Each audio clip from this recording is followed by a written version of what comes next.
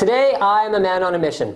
My desk will be moving, someone else is taking my office, and I am going to need to move. The problem is, I don't know where I'm moving to, but I will still need to be able to upload my blog videos and my tech tips videos. So, in front of me, I have 3 different networking methods. I have a Powerline networking kit, I have a Cat5e cable, 100 feet of it, and I have a wireless network card. So we're going to experiment with all 3 of these different methods. We're going to find out which is the best. So the most obvious way to create a network is to use a network cable. So we're going to be plugging this network cable into the back of the router, and we are going to set out on an epic quest with 100 feet of network cable and see if we can reach the location that I've just found out is where my new desk is going to be located. Now I've got a UPS here. I'm just going to put this on top of the wire so that when we're running all the way over there, it won't accidentally pull my router off the table. So here we go.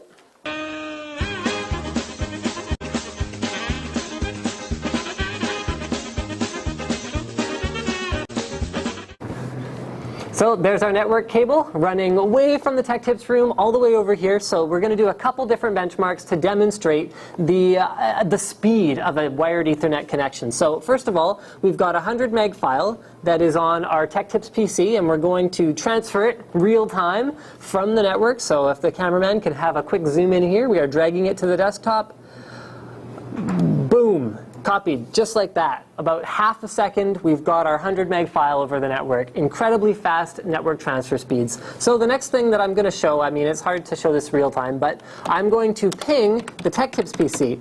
With a wired network connection, you can almost always expect pings that are less than a millisecond. It's great for gaming, and it's great for overall responsiveness when you're browsing the network. So the next thing we're going to do is the second most obvious home networking solution. We're going to do wireless. So as part of my testing today, I'm going to be looking at the speed of all these different networking methods. Now, this D-Link DGL 4500 router is going to allow us to take full advantage of all 3. It is a gigabit wireless N router. So we can take advantage of Powerline, which is 200 megabit per second over a wire. We can take advantage of wireless N, which is in theory 300 megabit per second over the wireless. And we can also take full advantage of RJ45 Cat5e cable at 1 gigabit per second. So I want to show you the installation involved in all 3 of these networking methods. So the first thing we're going to be doing is installing a wireless card in our test PC here. So advantage number 1 of wireless is there's no mess. Now we're transferring a file, it's going really slow. It took about 2.5 minutes to transfer the same file that we did in less than a second on a pure wired connection. So if I can get the cameraman, are you having a look at that? So it's going very, very, very, very slow compared to wired. Now in terms of reliability, now wireless is not the best for that. We're going to just ping our tech tips computer again here. You can see we did one before we picked up the shot, and we got anywhere from about 4 milliseconds to less than a millisecond to 1 millisecond. It's not the most consistent experience, so it means that for something like gaming or anything where you're browsing over the network, you are going to feel a little bit more lag with a wireless connection than with a wired. Now, in its defense, there could be a fair amount of interference in this office, and we're going through about half a dozen walls to get back to the tech tips room. But what we've discovered is that while it's easy and not messy and very flexible, we can move around anywhere, wireless is not the fastest, and it's not really the most reliable connection.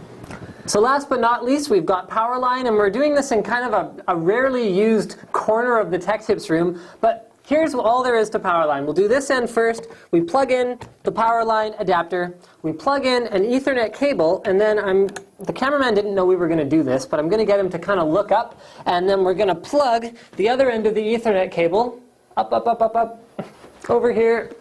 Follow me! We're going to plug that into the back of our router that we've been using for all of our testing. Now, the way Powerline works is it basically treats the wall wiring like an Ethernet cable. So this segment of cable goes to the adapter goes to the wall wiring, and then we're going to meet it on the other side. Okay, so here we are setting up our Powerline networking configuration.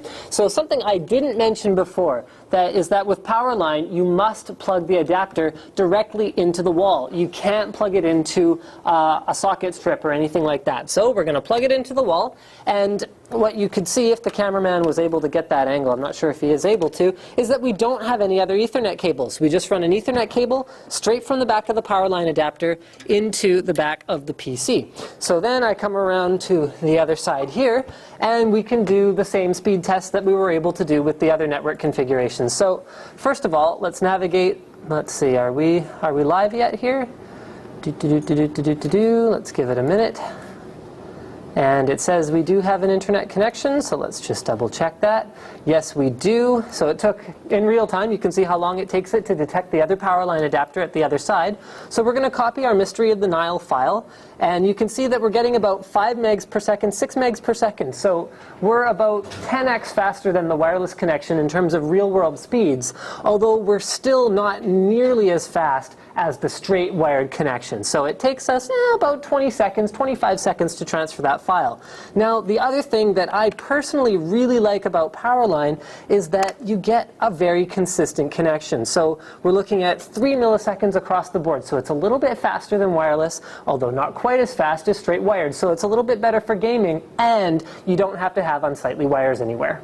Okay, so in conclusion, we had a look at 3 different wiring standards today. Now, the good news is I don't have to move my desk after all, so that's terrific. But we did learn a lot, so let's break it down in terms of price, performance, and convenience. So, good old Cat 5e. It's cheap, cheap, cheap. And it performs great. It's the most reliable, fastest connection you can have. However, it's not very convenient. You have to run cables all over the place, or you're paying a contractor to run wires through the walls. Not an ideal solution for a lot of people, so that's why they turn to wireless. Now, wireless is pretty expensive, and it's not fast at all. You do have that convenience, though. You can move your computer around without even worrying about anything. You can run multiple clients off your wireless router, network them all. It's like super easy. It's a very mature technology at this point. It's just not fast enough. Now, Powerline I felt was the best compromise overall. We used the TrendNet TPL302E, so that's a 200 megabit per second AV kit. It means you can actually stream HD. Now, something to be aware of is that we were only able to connect to these at 100 megabit per second.